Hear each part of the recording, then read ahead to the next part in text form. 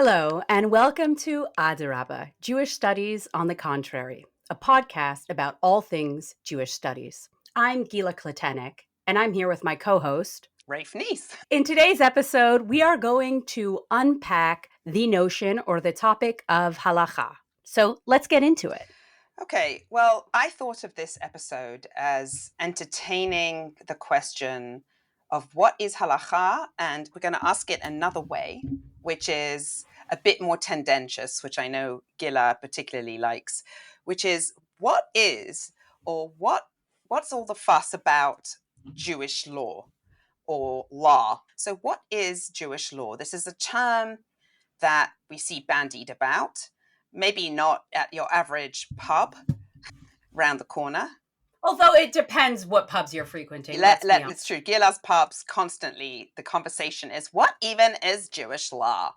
So we're going to chat about its seemingly enduring popularity as something that is quintessentially Jewish. And what we're going to end up doing is asking why this term is Jewish law and the same as halakha. We'll talk about what the second term, halakha, means as well, and what kind of political, religious, ideological effect or work does it do. And finally, what are the problems? And as you can guess, we're Aderaba after all. We're going to take a somewhat contrary, even contrarian approach. Right, Gilah? That's right. So I guess let's start off by trying to persuade our listeners that there are stakes to this question. And I thought maybe we could, first of all, think about in our joined experiences where we tend to hear this word. Like, where do you tend to hear? What circles, what places or texts maybe do you tend to see this term being bandied about? Which term? The term halakha or the... I would like to start with the term Jewish law and then then go back into how it is often used as a synonym for halakha, and then we can question what that does. Yeah, I think that's a fair question because I never thought of halakha, let's say growing up, where halakha was a life world that I was really born into, and I studied halachic texts. I never really thought of it as just Jewish law. And the term Jewish law was something that I came across later in life when I dabbled in Jewish legal theory, or even the political theology as related to the founding of the state of Israel. Okay, stop. So I want to stop you just to ask you, so where did you, let's start with Jewish legal theory. What was the context in which you even met that term? What is Jewish legal theory? Did you meet it in a religious context, in an academic context?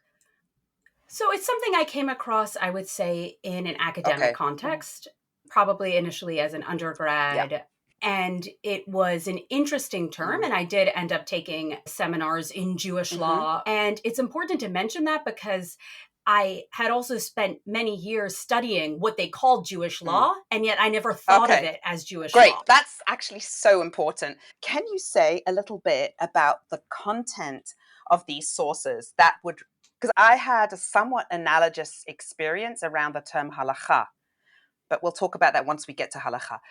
What kind of sources came later to be understood by more academic Jewish legal theory as Jewish law? What sort of sources are you referring to? So, I mean, the go-to would be the Mishnah. Okay. People begin to talk about the Mishnah. Obviously, and interpretations of the Mishnah. And I was exposed to kind of the comparing the Mishnah to, let's say, Roman law or Greek law. And then suddenly what I had always just taken as, studying Mishnah or rabbinic literature was now made law. And the same went, of course, to the study of Talmud, which is far even more diverse than simply the content of the Mishnah. And I never thought of it, if somebody would have asked me, during all the years that I spending, let's say, like 6, 8, 10 hours a day studying Talmud, what are you studying? I would not have said I'm studying Jewish law. Okay, and yet my very unscientific research reveals that prestigious outlets such as the New York Times regularly translate people studying, let's call them rabbinic sources or rabbinic texts in yeshivot, as people studying Jewish law.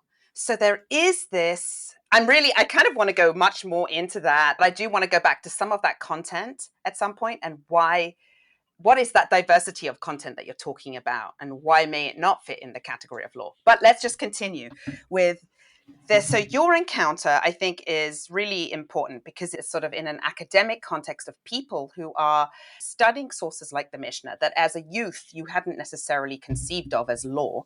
We haven't got into the tendentious part of the episode yet.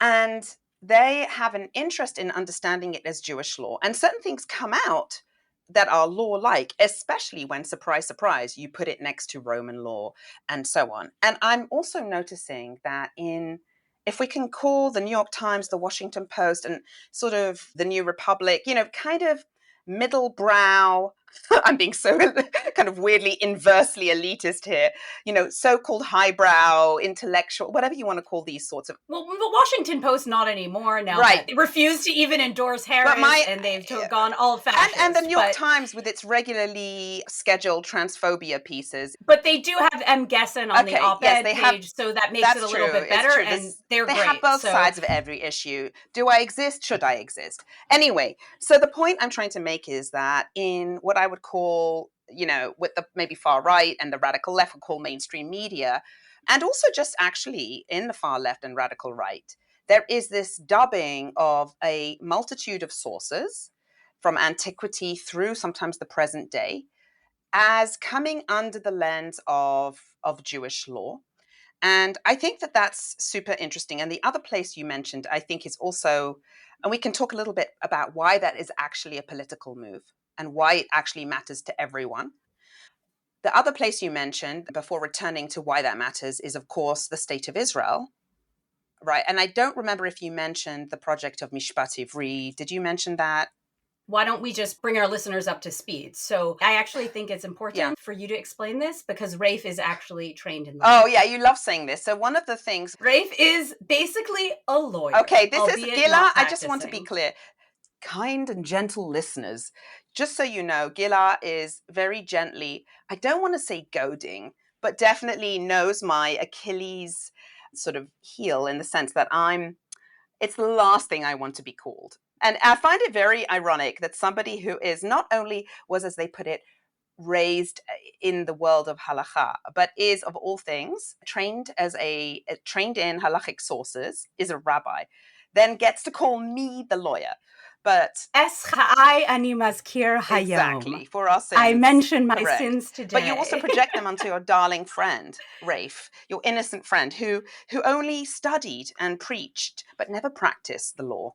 It's true. See, that's a cultural thing. Not somebody of my generation, right, who was born in the 70s in the UK in an ortho from community and was gendered as a girl. No, there wasn't this idea that, although there was at some point a preference that if I did anything, it would be become a lawyer, not a philosopher, and certainly not an artist. So, and I was always told, taken aside by certain people, I would say, more who viewed themselves as more religious, as, Gilah, why do you have to become a rabbi? Why don't you just be a lawyer? Yes. And that's even that cultural assimilation on a number of contexts is assimilation logically, analogously, and a way of assimilating culturally. Kind of the relationship between Jews and law that has been internalized by Jews is, I would argue, part of the reason that the idea that there is this thing called halakha that is essential to Judaism, and we can happily translate that as Jewish law. That idea that the essence of Judaism is law is an internalized, potentially anti-Semitic trope that we see as early as the New Testament. But wait, let's just go back again to the stakes. I want to just name a couple of the stakes. So I think there is something powerful in an age where going to law school or law school, it's not quite, my fake accent isn't working. It's the thing that middle class and upwardly mobile people are supposed to want to do. It's the thing that you do if you're committing you're being a gender traitor like Gilah and becoming a rabbi within an Orthodox community. It's the thing that you do if you are smart. And there are like quotation marks with my fingers here in a very rude kind of way happening. Luckily, the video will not accompany this segment. So it's a way that if you're smart, but you don't know what you want to do, or you didn't get into medical school, this is like the white middle class dream and the Jewish middle class dream, you go to law school. And rightly, And problematically, you could argue, law schools put out people who then work for most of whom who end up working for large corporations that themselves undergird the kind of capital project that is America. And they also funnel people into government, which is why the right wing began to fund places like Liberty University to try to put the Justice Department on a different path. But go on, Gilah. Although I do want to say I do have a number of Jewish friends who went to law school and actually work in human rights law or do our legal aid, do a lot of legal aid work. So I'm saying they're not all there are I have lots of Jewish friends who I have lots of Jewish friends. The double form. No, but many of them they're not all, 100%. Going just for upward mobility. 100%. And some of my good friends who went to law school. You are likely to be friends with those people. And let me tell you, statistically, the number of people who go to the elite law schools, and also not the ones that are not the top 10, and go into that, it's a tiny percentage. The law school has much bigger relationships with the big law firms than it does with even the ACLU and so on. So yes, and it's likely that of all the people who would be your friends, it would be that disproportionate tiny group of people who do the kind of public interest, in a way, lefty law. But that is not at all the majority. Law schools would not sustain themselves if that was the majority. Sure. Okay, so they're very expensive. People go into a copious debt, right? When they could be earning large money. The starting salaries in corporate law are extremely seductive. So I think that it's fair to say that those are the exceptions to the rule. And that there's still a certain prestige associated with going, being part of the ACLU or human rights organizations too, and then going from that potentially into government. It is a path. There is a kind of an astounding number of people in government have gone to law school. And so a lot of people actually who are thinking of politics do go to law school. And so I guess what I'm saying is, I think really just to get to my point, it's to say that there is prestige associated with the term Jewish law.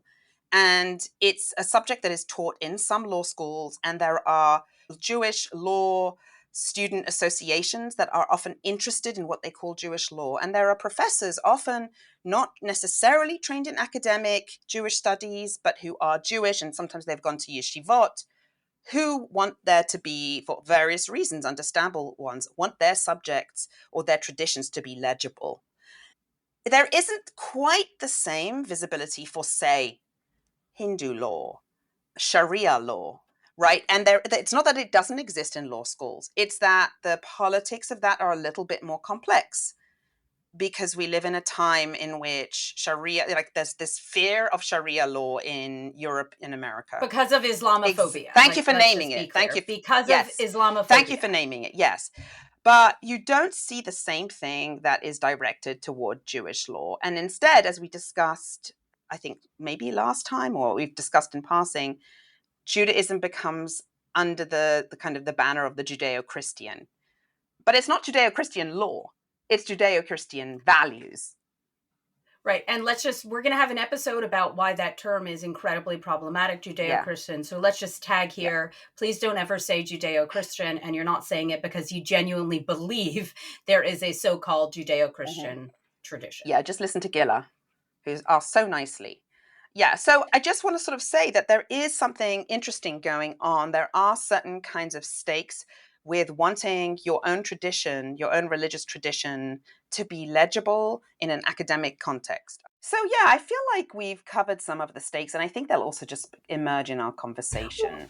I think we didn't really address Mishpat Ivri. We'll circle back to that. But Halakha is obviously integral to the establishment of the State of Israel and the role that religion, and specifically Jewish law, continues to play in that. And just a word about the United States and the stakes in terms of halakha. So under the current administration, we see both a disregard for the law and the flippant way in which they could choose simply to not listen to any rulings that conflict with what they want to do, and yet at the same time uphold cases that serve them. So for example, the Scrimetti decision from last month, or we're recording this in July, and then where the Supreme Court upheld Tennessee's ban on gender-affirming care for minors. And another thing is that, like you noted, when in the United States context, when religion surfaces in the context of law, it's always Christian law. And so we see the ways in which Christian values get to dominate the law. We see that obviously with there are two sexes, male and female. Right. And we also see that, of course, with abortion bans. And here halakha is genuinely relevant because abortion bans are rooted in Christian law and not so-called Jewish law at all. I mean, this is where it's getting so slippery because we're using these terms that are under the category of religion and law, which are supposedly different. Yes. Yeah, and yet what I'm trying to say in this context is that when the law is weaponized here in the United States and leaned on religion, it is invariably Christian law and Christian values. And let's say for a Jew living in the United States, abortion bans plainly conflict with halakha.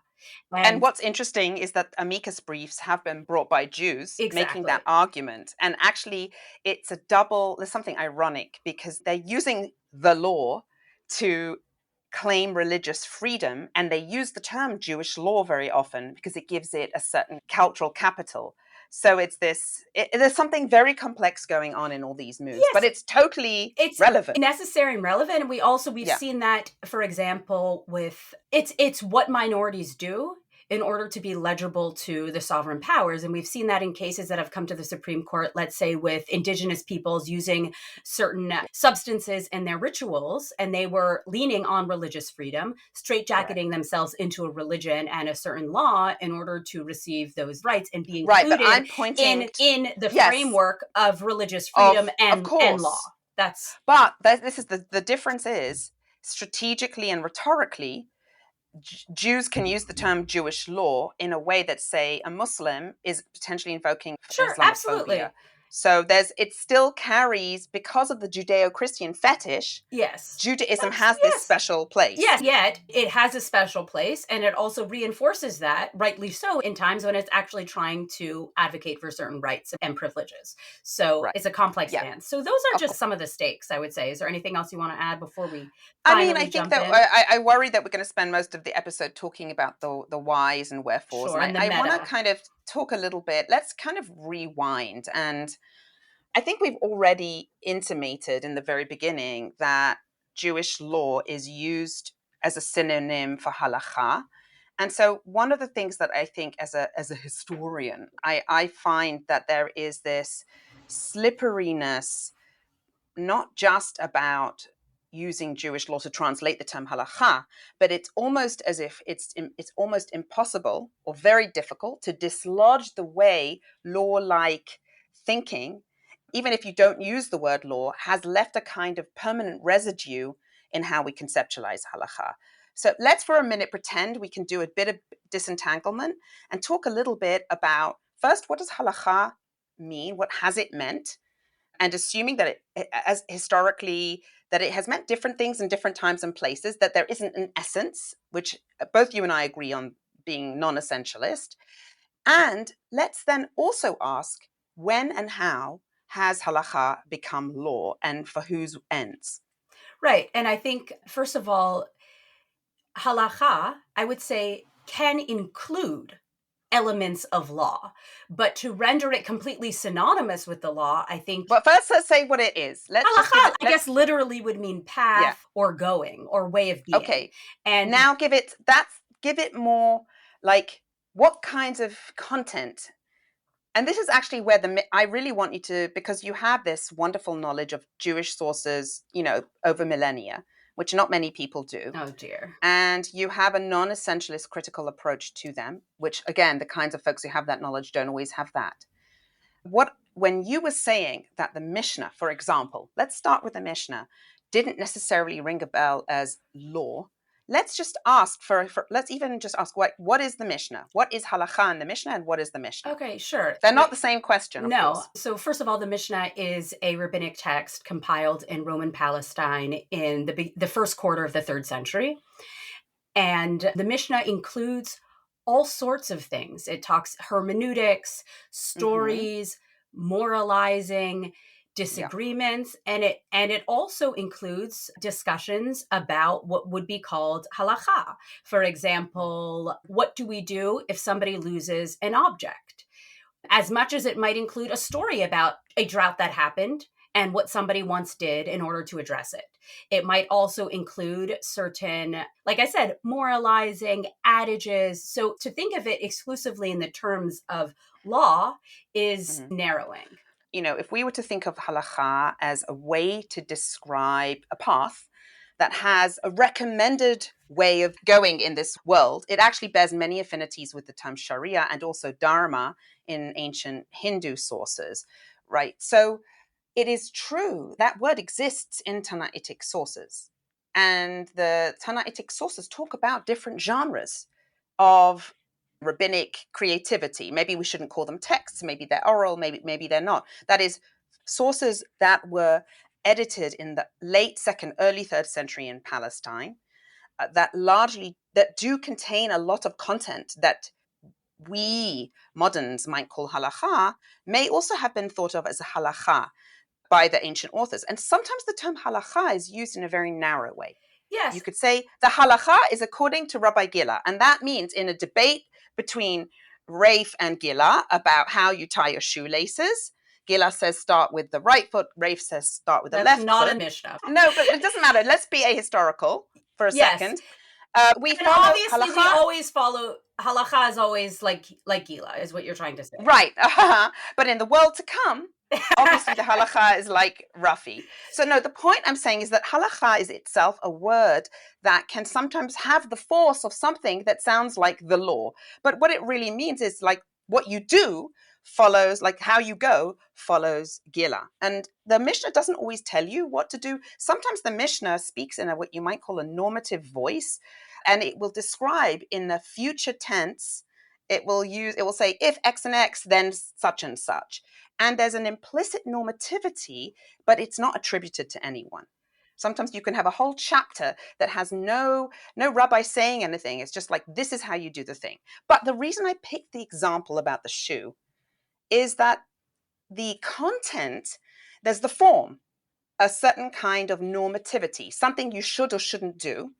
And then there's the content.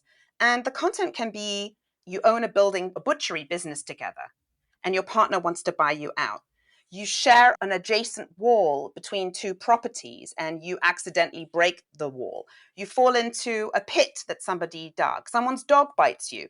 And that, to our modernist perspective, is certainly legible as law, right? But then tying your shoe, how you say prayer, right. Is that law? And I was going to say, and the genre does not distinguish between when to recite the Shema and when to pay a debt or free an enslaved person and so on. And I think that that's really important. And it is also important to recognize there are other genres from the Tanaitic period, right? There's not just the Tosefta, which is similar, but we have certain midrashim. Some are much more hermeneutical. And then we have what came to be known as midrashay halakha.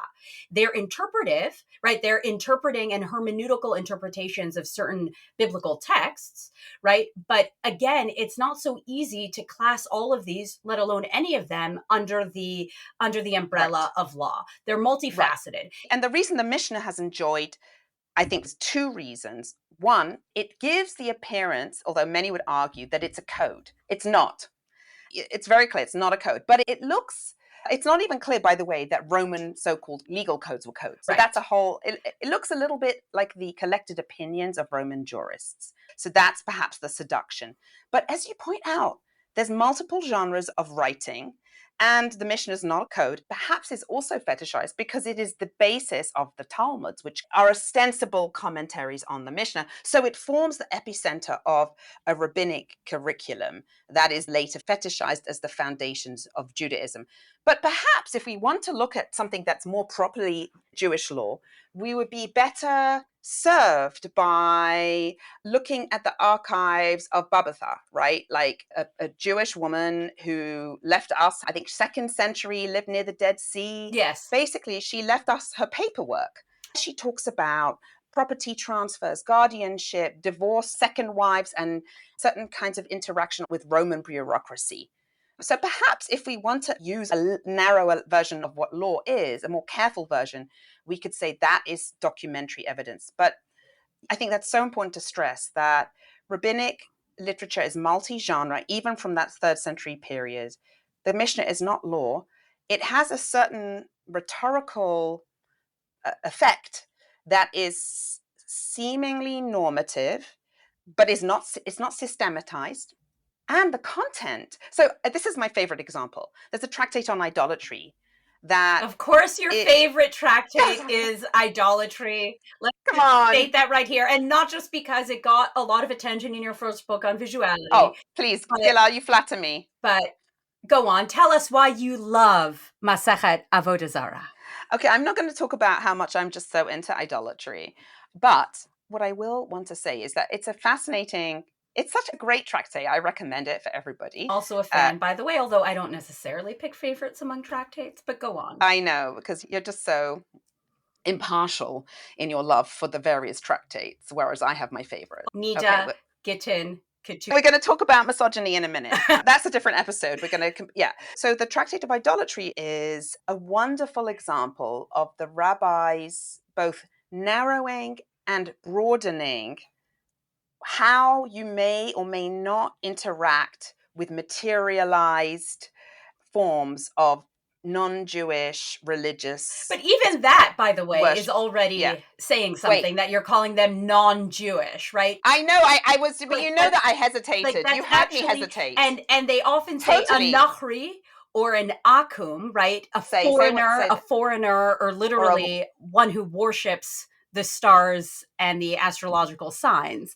And this later morphs into, boundaries between Jew and non-Jew and certain dietary laws. But go on. No, absolutely. It is making the very boundary that it's sort of naturalizing. It is always doing that. But the point is, it ostensibly focuses on what you might call everyday and commercial interactions. So can you sell people who, let's say, it's Aphrodite's special day and you're in the village of Akko?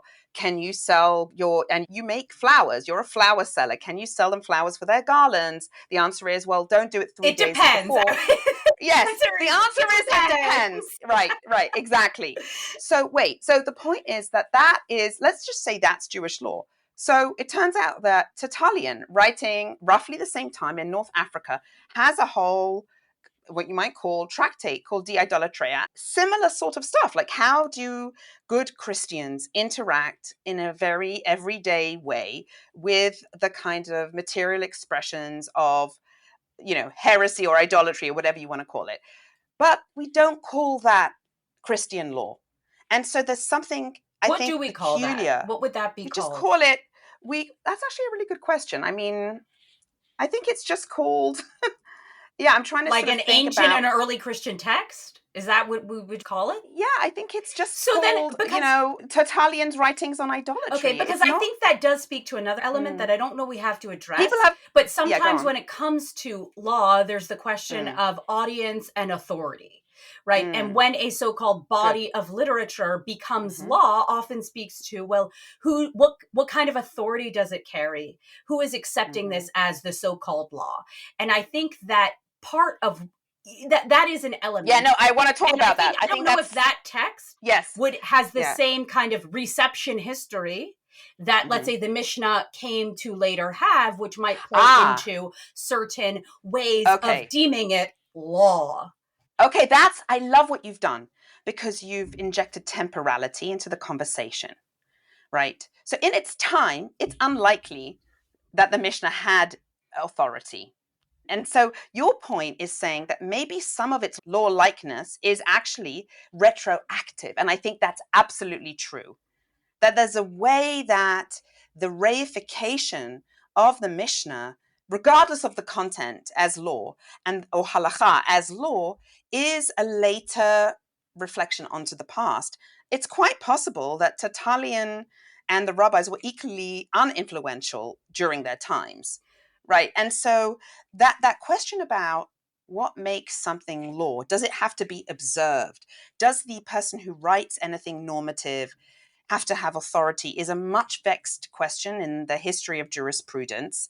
Sometimes people will sort of do this interesting thing with Jewish sources, but they don't do them with Tertullian. And I'm saying Wait. Let me just say, they'll say, oh, but you're being too statist about law. You don't need to be necessarily, a legal text can be aspirational or idealized. And that's how the rabbis are doing law. And the second point is they will say, oh, how amazing, because rabbinic law is, it's how you tie your shoelaces, it's how you defecate, it's how you pray, it's the realm of the sacred. Actually, rabbinic law is in a way even more imperialist because it's absolutely every aspect of life. And I like neither of those moves. Right. I do think it's fair now for us, once you've said that, to actually talk about the Babylonian Talmud.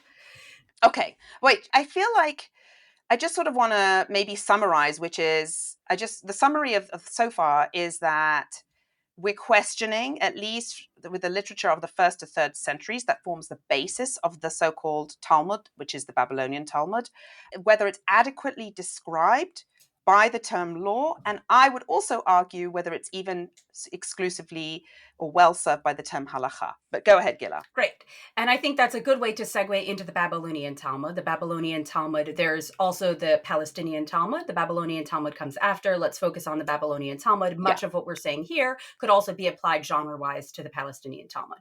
So the Babylonian Talmud, edited into the 8th, possibly the 9th century in Sasanian Iraq. People have come to categorize the multi-genres that are in the Talmud by this very problematic binary of halakha and Aggadah. Halakha, they then go on to mistranslate as law, and Aggadah, they translate as narrative or stories.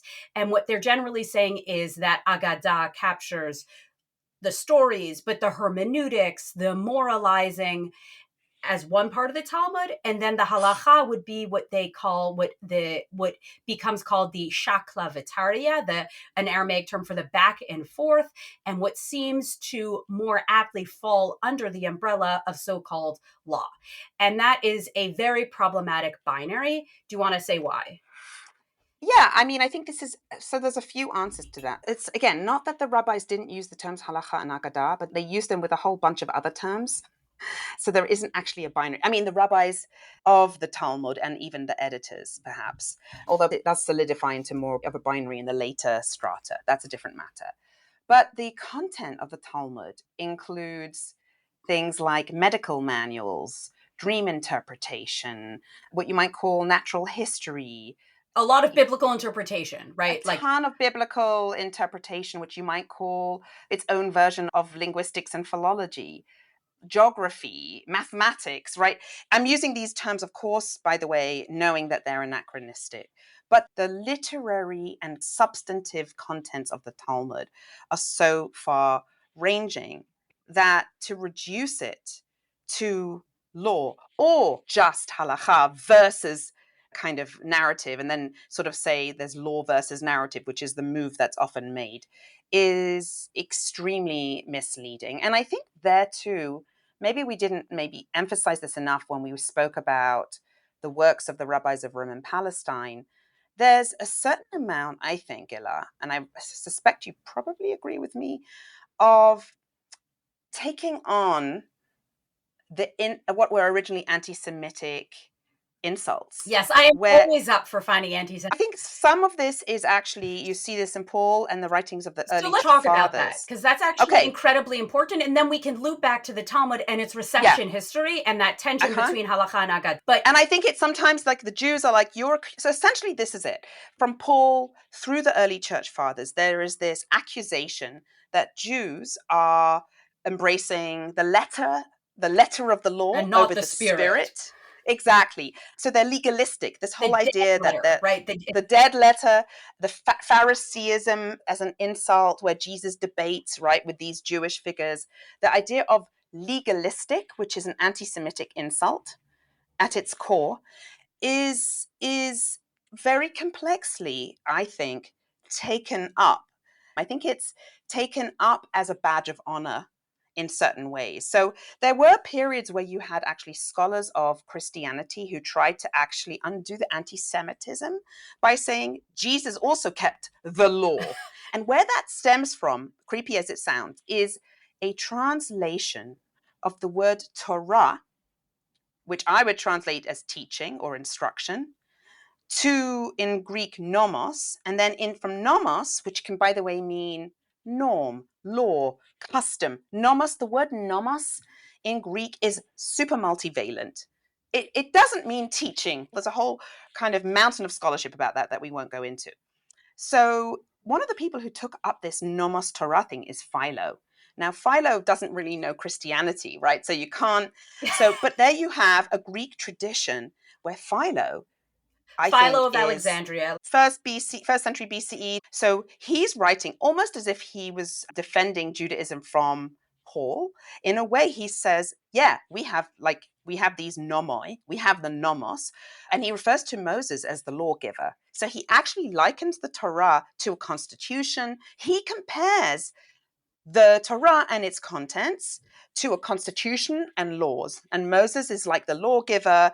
And this is actually such a great system. It's better than that enacted by the Roman Senate. I just want to tag, and that also, and I'm just reminded of his interpretation of Genesis, where he actually talks about God making order, right, and law in the world. Natural law theory. Natural law, and God's kind of the sovereign who's creating law and order on earth. Yes, and he kind of actually argues that the Torah is supreme because it follows this natural law order. And while the rabbis sometimes analogize God to a lawgiver and they compare mitzvot to laws, it is definitely true that that is not the only way they think of mitzvot. They use many relationships. They use sovereign, they use father, sometimes they even use wife, like sometimes God does some interesting gendering. So they use tutor and student, right? So to sort of, it's not that the rabbis don't make that analogy, but they very clearly do it as an analogy. Philo is not being analogical. I'll say the last thing. He tries to defend against the idea that Jews are over preoccupied with the fulfillment of the law, trying to say that the law is also allegorical, that there's a spirit there as well.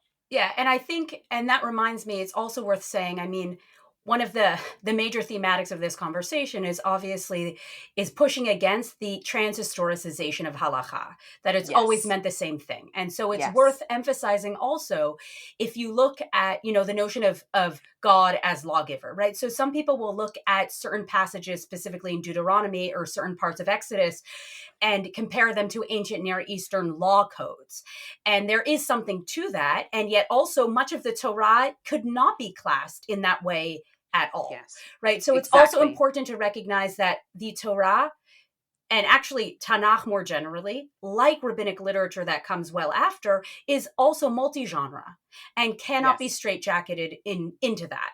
And Philo is certainly emphasizing one aspect of doing that. But we want to be clear that every single text we'll be talking about needs to be appreciated in its historical comparative context. So it's complex. And I love that you brought up the Bible, because I think the Bible stuff is Hebrew scripture, which biblical studies. Yeah, biblical studies is a Protestant field, and it has an interest in seeing the Bible as having law, and then the New Testament is where all the spirit stuff happens, and there's an abolition of biblical law. And then the rabbis just continue. But why is it that scholars have taken this on, scholars of rabbinic texts?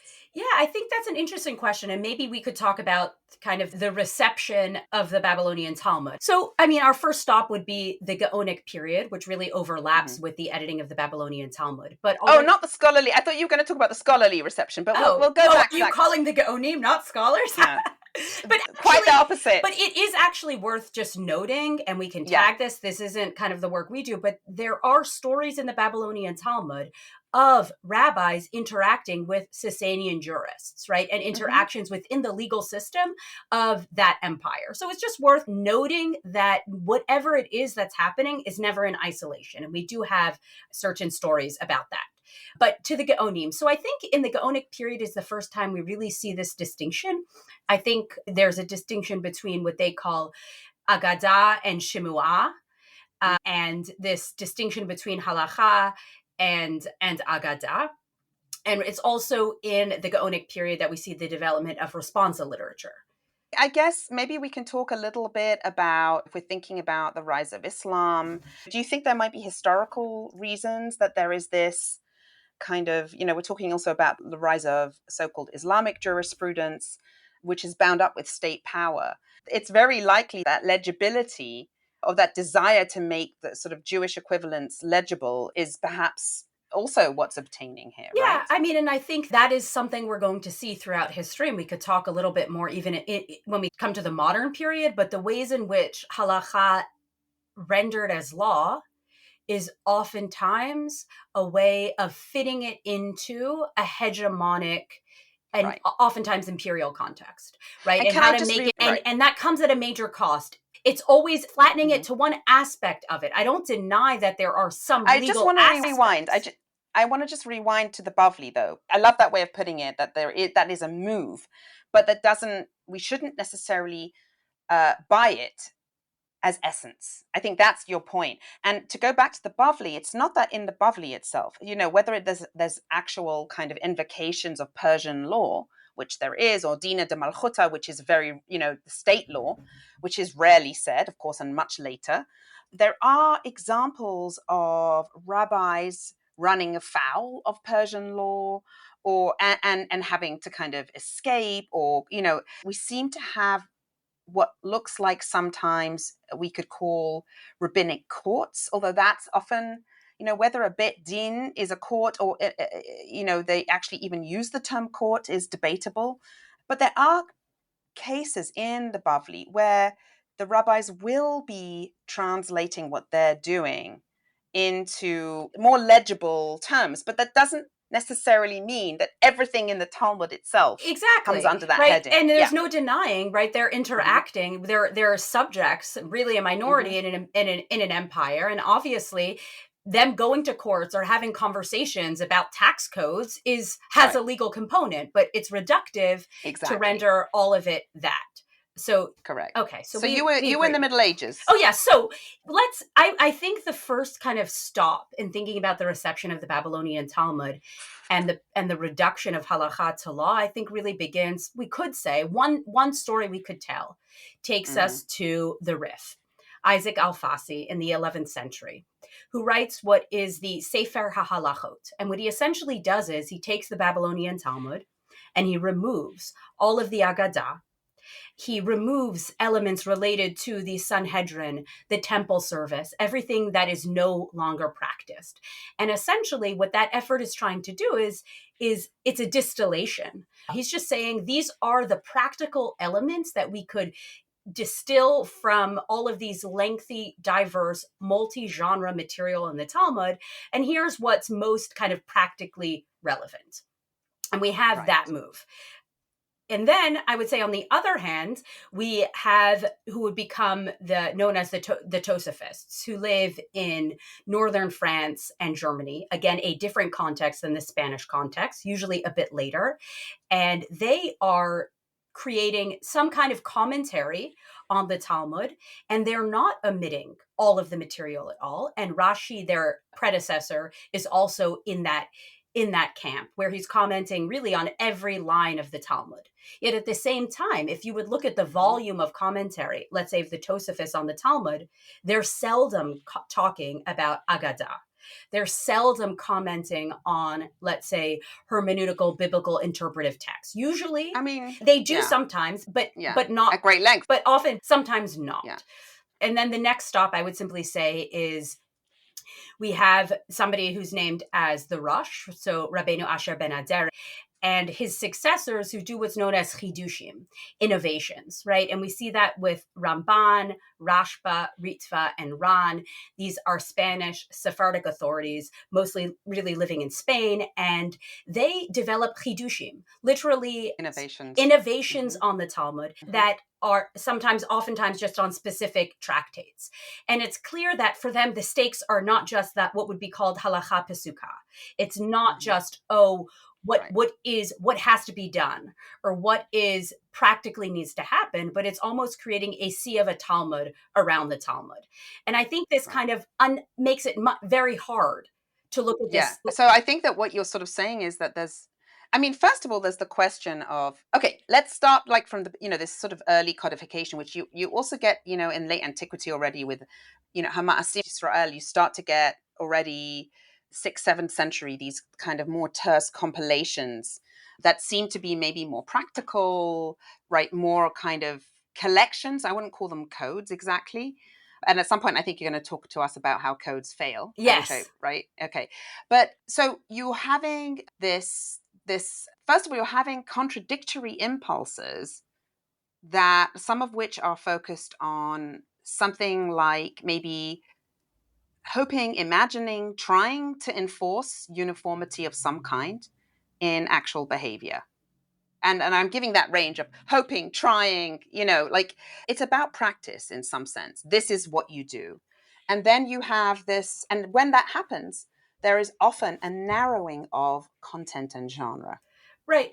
So you have the codifying impulse, you have the responsa impulse, which are very particular genres, but you still also have at the same time these other genres. Yeah, and I think it's also important to recognize that we don't just want to we want to resist transhistoricism, but also transgeographic, right? So what rabbis are doing in Spain is very different from what they're doing in Babylonia, even if Babylonia is now on the wane. So there are tensions from kind of the remnants of a kind of Gaonic period and what's happening in Babylonia, even, into like 11th, 12th century, that we see a resistance to, let's say, the Maimonidean project, which I think it's fair to talk about now. So Maimonides... Okay.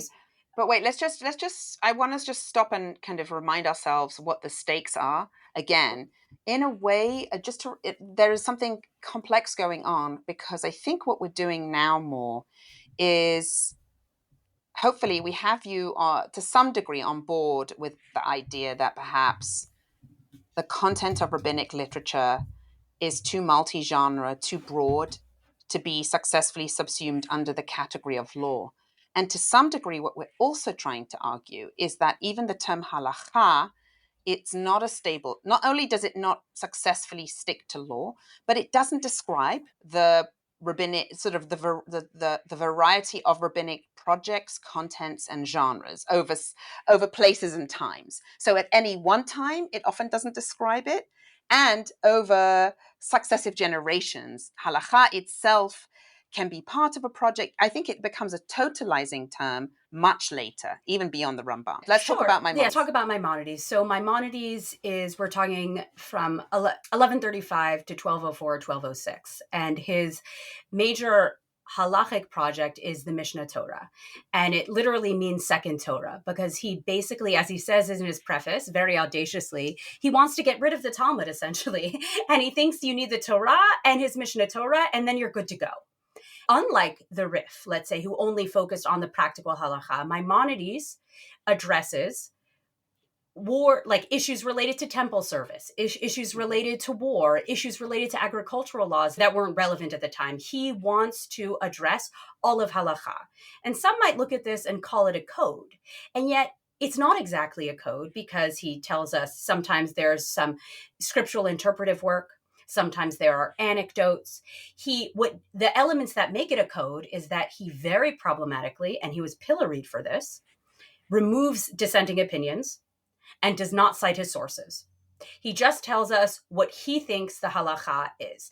And I would say one thing that would make this more of a code than the Talmud is that it has one author, right? And that distinguishes it both from the Talmud, from the Mishnah, from rabbinic literature in general, but also from the Tosafos project, which does not have... From Moses to Moses. Yes, does not have one author. And then what happens, though, is immediately you have commentaries proliferate on Maimonides, which basically makes it not just a code. And the first one is the Rafe, who basically says this is a horrible thing he's trying to do, and then writes a commentary really in every single passage to emphasize his disagreements. And there was a lot of resistance to the Maimonidean project for these reasons. At the same time, it's interesting just to mention Maimonides, he also writes The Guide of the Perplexed, a philosophical work. And he uses the term al-Sharia. It's written in Arabic. He uses the term al-Sharia, which you mentioned before, which is Arabic, that could be translated as going or path or halakha. And something that's bothered me is the go-to English translation of The Guide of the Perplexed has been Shlomo Pinnis's translation. And in that work, Pinnis renders al-Sharia as law. And Pinnis is writing in the 20th century. And that's a reflection of a modern effort to render Torah in the Ibn Tibbon translation, right, into Hebrew, it's called Toratenu or Torah, but Pinnis is trying to render al-Sharia as law, as legible, and using a very specific word that I would say comes from a Christian Protestant context. Well, Pinnis is also writing in a very particular historical period in the formation of Hebrew U and the state of Israel. And I think that there is, I mean, Maimonides' project is in its own way imperialist, right? It's a totalizing project, right? But a lot of things have even happened to the concept of law by the time that Pinnis is using the term law. So, I don't know how much. I feel like we might have gone for a very long time, but I think it's worth. I don't think we can stop at every historical landmark along the way until we get to sort of the early modern liberal project and the rise of nation states. But I think it's fair to say that there is this, A, that the term halakha is multivalent, B, that the historical conditions of Jewish communal lives over centuries and over thousands of miles, right? Cultural gaps and so on, varied considerably.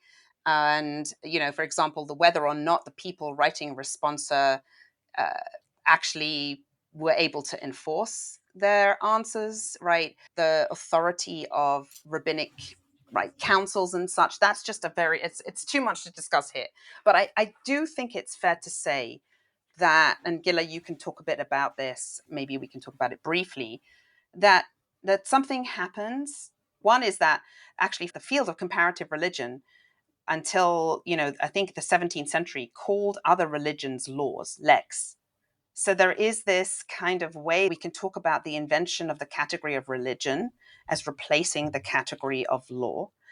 And when Judaism becomes legible as a religion is also, not too long after that, you have the emancipation of Jews in Europe, right? And then you have the rise, you have the rise of nation states, and then finally Zionism.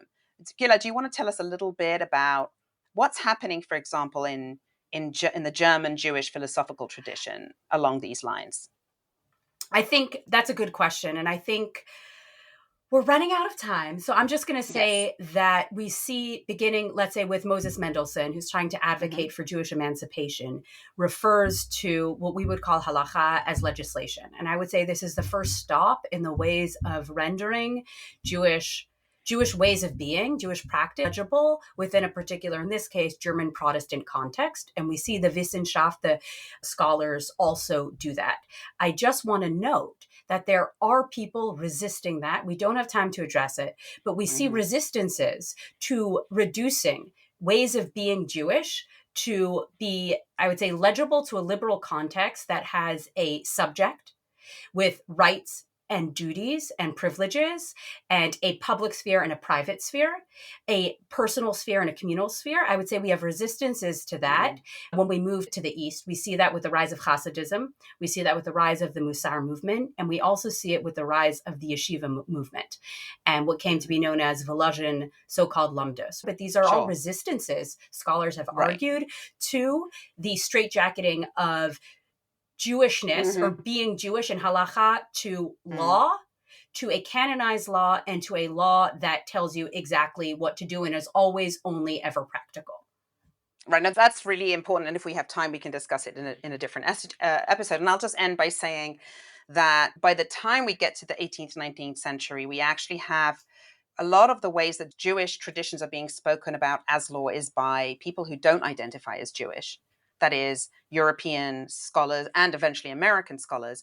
And these are the same people who also reify, you might say, Muslim practice or Islamic practice as law. And these are the kind of colonial British powers are distorting, as they're colonizing India, they're describing and inventing Hinduism, which previously didn't exist as a category. And they are privileging the kind of upper elite Brahminical castes and writings about dharma, which could be translated as way and path as well, as law. And they're using those to set up the British colonial state. And perhaps something similar eventually is happening in the British Mandate in Palestine, which is then even taken up by the state of Israel.